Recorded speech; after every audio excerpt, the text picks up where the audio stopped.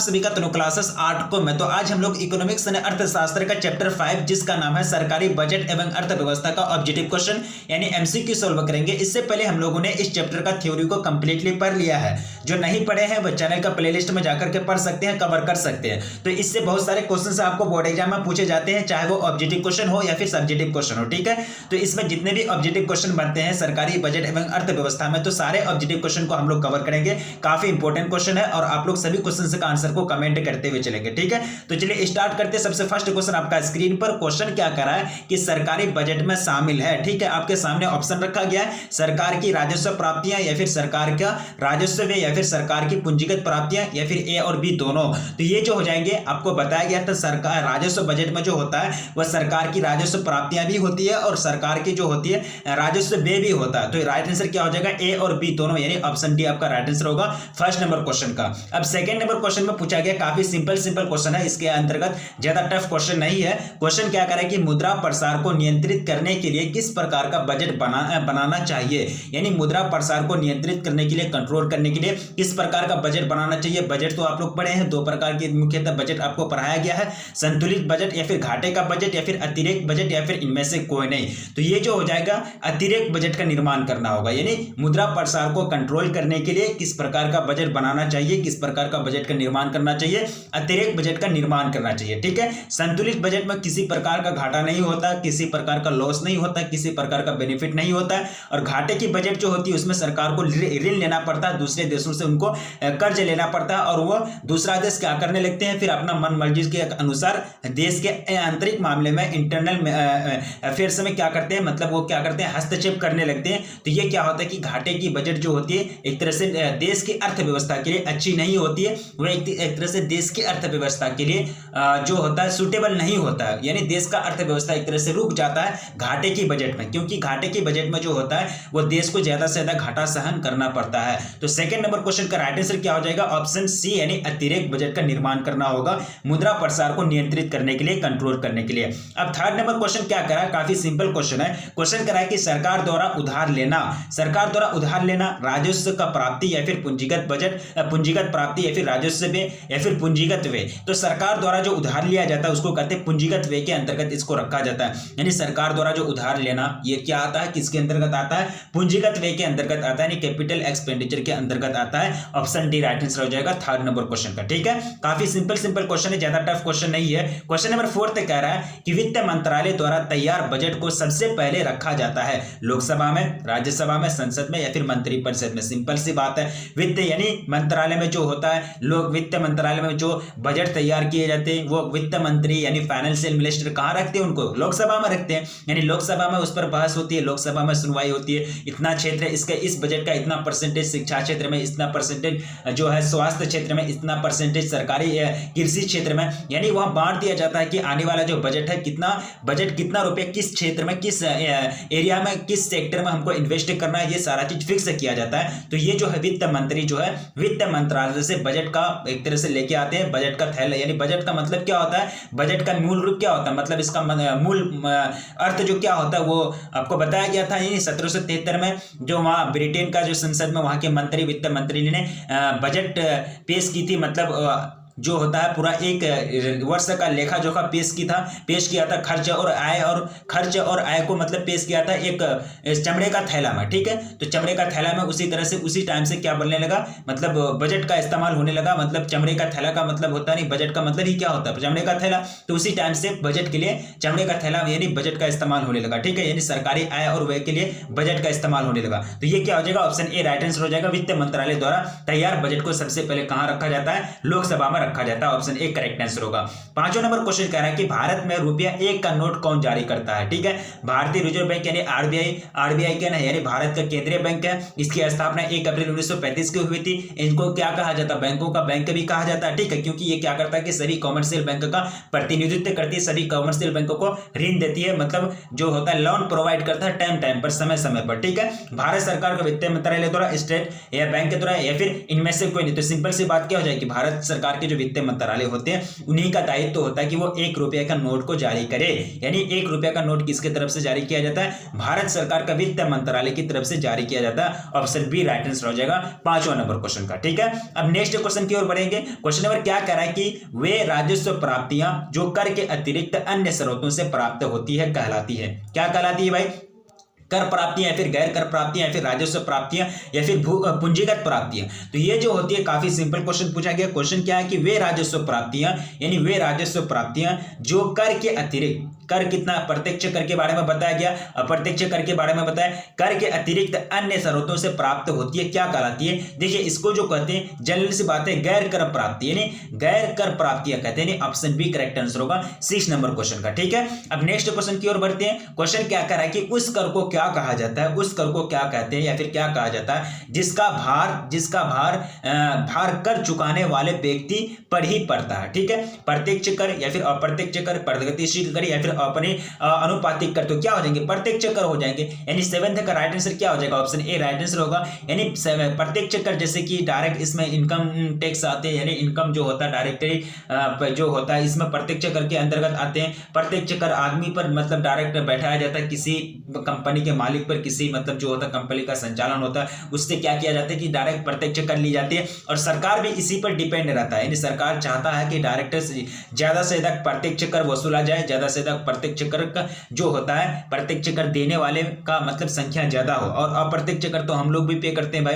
ठीक है, कैसे पे करते हैं? कोई भी आप सामान लाती है तो उसमें लिखा हुआ रहता है इंक्लूसिव ऑफ ऑल टैक्सेस, यानी सभी करों सहित, मतलब सभी कर को जोड़ करके उसमें जो लास्ट अमाउंट होता है यानी एडिशन करके जितना फाइनल अमाउंट होता है तभी वो अमाउंट आपसे ली जाती है, वो राशि आपसे ली जाती है। ठीक है, तो हम लोग क्या करते हैं? अप्रत्यक्ष कर का मतलब एक तरह से अदा करते हैं। अप्रत्यक्ष कर हम लोग सरकार को, गवर्नमेंट को प्रोवाइड करते हैं। ठीक है, तो यहाँ ऑप्शन ए राइट आंसर हो जाएगा। ठीक है, अब आगे बढ़ेंगे क्वेश्चन नंबर नेक्स्ट। क्वेश्चन क्या करा कि राजकोषीय नीति के अंतर्गत किसे शामिल किया जाता है? किसे सम्मिलित किया जाता है? किसको मतलब इसमें इंटरवल किया जाता है, इन्वॉल्व किया जाता है? सार्वजनिक व्यय को या फिर कर व्यय, राजस्व को या फिर ऋण को या फिर उपयुक्त सभी। 8 नंबर क्वेश्चन। तो ये तीनों चीज को सम्मिलित किया जाता है। राजकोषीय नीति के अंतर्गत किसे शामिल किया जाता है? सार्वजनिक व्यय भी हो जाते हैं, कर राजस्व भी हो जाते हैं और ऋण भी हो जाते हैं। ऑप्शन डी करेक्ट आंसर हो जाएगा 8 नंबर क्वेश्चन का। ठीक है, अब नेक्स्ट क्वेश्चन की ओर बढ़ते हैं। क्वेश्चन नंबर 9 कह रहा है कि भारत में संसद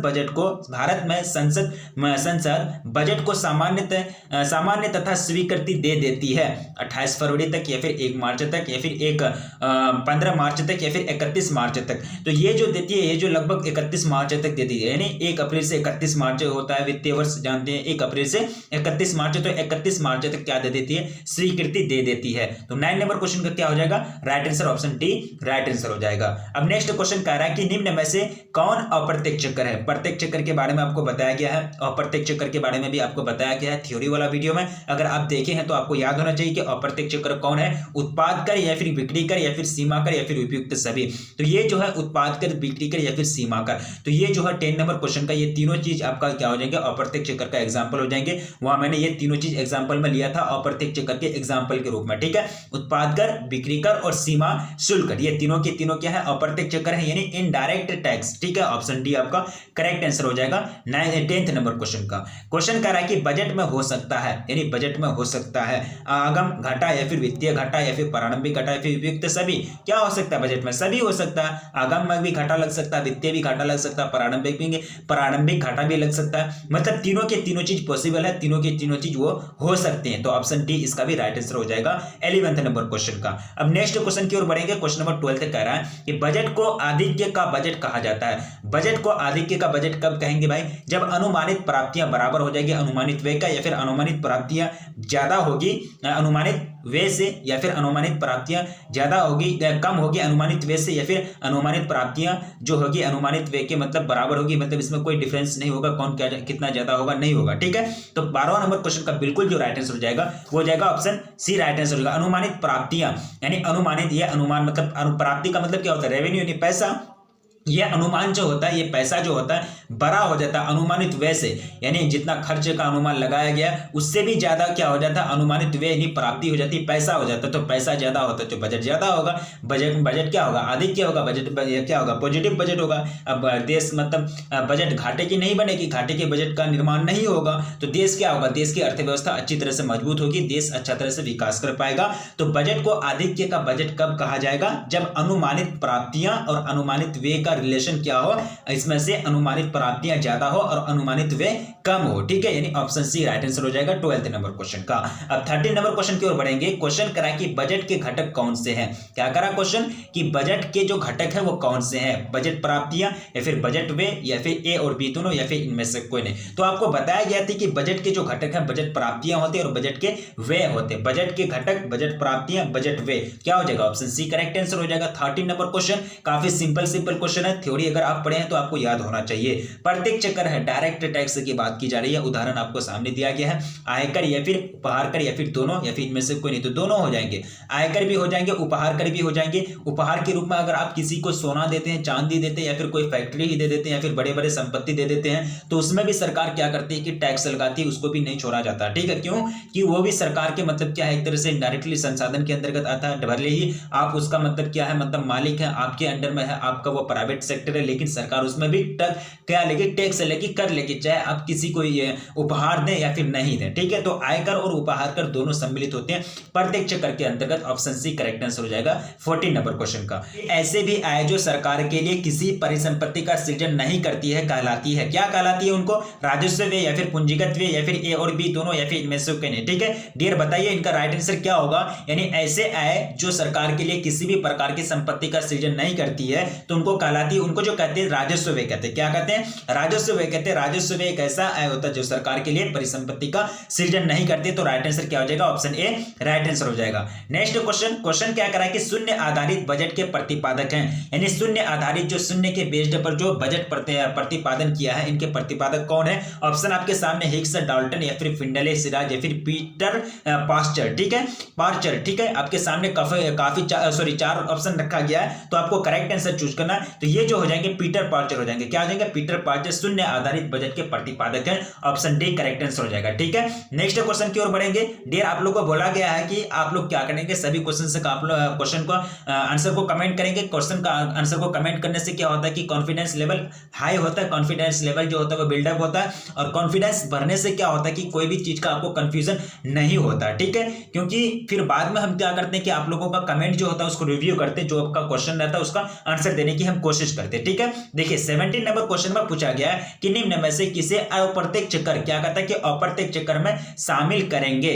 उत्पाद शुल्क को या फिर बिक्री कर को या फिर ए और बी दोनों या फिर संपत्ति कर को। तो अप्रत्यक्ष कर के रूप में जो शामिल किया जाएगा वो उत्पाद कर को और बिक्री कर को शामिल किया जाएगा, लेकिन संपत्ति कर को इसमें शामिल नहीं किया जाएगा। तो ऑप्शन सी करेक्ट आंसर होगा। उत्पाद कर के अंतर्गत यानी अप्रत्यक्ष कर के अंतर्गत उत्पाद कर, बिक्री कर दोनों आएंगे, लेकिन ये नहीं आएंगे संपत्ति कर, यानी ऑप्शन सी करेक्ट आंसर हो जाएगा। क्या हो जाएगा, ऑप्शन सी करेक्ट आंसर हो जाएगा 17 नंबर क्वेश्चन का। अब नेक्स्ट क्वेश्चन की ओर बढ़ते हैं। क्वेश्चन करा कि अच्छा बजट माना जाता है संतुलित बजट को या फिर घाटे का बजट को, अधिक के बजट को या फिर आर्थिक बजट को। ठीक है, 18 नंबर क्वेश्चन। तो अच्छा जो बजट माना जाता है वो संतुलित बजट को माना जाता है। ठीक है, अधिक के बजट को भी नहीं माना जाएगा, अधिक के बजट को भी अच्छा बजट नहीं माना जाएगा। संतुलित बजट को क्या कहेंगे, अच्छा बजट में कहेंगे, यानी अच्छा बजट इनको माना जाता है। 18 नंबर क्वेश्चन का ऑप्शन ए करेक्ट आंसर हो जाएगा, बैलेंस बजट। ठीक है, अब देखिए कर, यानी कर जो है, जो टैक्स है वो क्या है, एक ऐच्छिक भुगतान है या फिर एक अनिवार्य भुगतान है, एक वैधिक भुगतान है या फिर ए और बी दोनों। तो ये जो है कर यानी जो है ये जो है एक अनिवार्य भुगतान है, सरकार को कर देना मतलब अनिवार्य है, जरूरी है। तो ये क्या है, अनिवार्य भुगतान है। ऑप्शन बी करेक्ट आंसर आ जाएगा 19 नंबर क्वेश्चन का। नेक्स्ट क्वेश्चन की ओर बढ़ेंगे। क्वेश्चन नंबर 20 कह रहा है कि बजट की अवधि होती है, बजट की जो अवधि होती है वार्षिक, 2 वर्ष, 5 वर्ष या फिर 10 वर्ष। तो बजट की जो अवधि होती है वो क्या होती है, 1 वर्ष का होती है, यानी वर्ष वार्षिक होती है। क्या होती है, वार्षिक होती है। ऑप्शन ए करेक्ट आंसर होगा 20 नंबर क्वेश्चन का।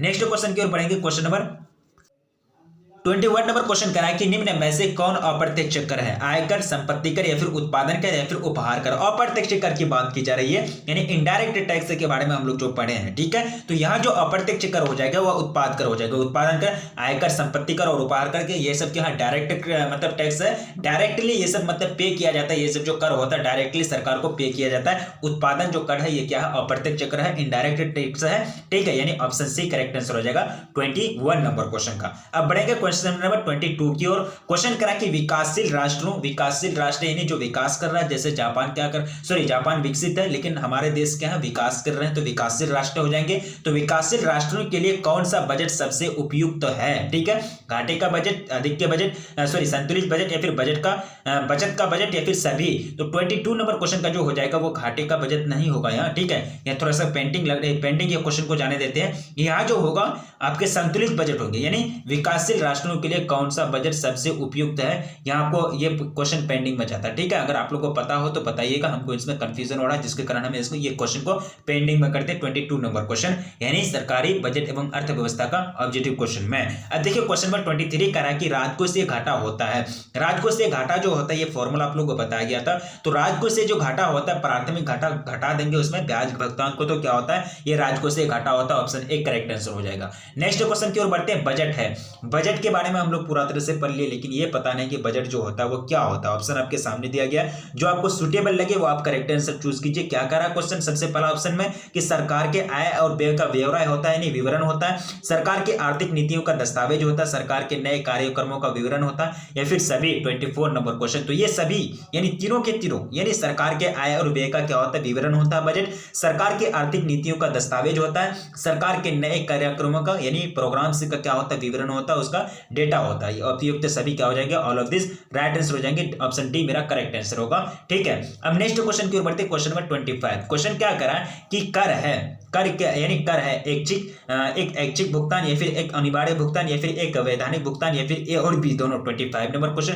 तो ये जो है ये एक अनिवार्य भुगतान है। क्या है? यानी 25 क्वेश्चन कवर किए, सारे क्वेश्चन से यूनिक क्वेश्चन है। सरकारी बजट एवं अर्थव्यवस्था जो चैप्टर है काफी इंपॉर्टेंट चैप्टर है। ये चैप्टर आप नहीं पढ़े हैं तो चैनल का प्लेलिस्ट में जाकर के पढ़ सकते हैं, कवर कर सकते हैं, और रिवीजन करना बहुत जरूरी है। एक बार विजिट करें तो चैनल को सब्सक्राइब कर लीजिए, क्योंकि चैनल पर पूरी तरह से तैयारी कराई जाती है। यकीन नहीं हो रहा तो चैनल का प्लेलिस्ट में जाकर के देख सकते हैं। वीडियो को अपने दोस्तों में शेयर कर दीजिए और वीडियो को लाइक कर दीजिए। रखिए अपना ख्याल, मिलेंगे फिर नेक्स्ट वीडियो में, तब तक के लिए जय हिंद।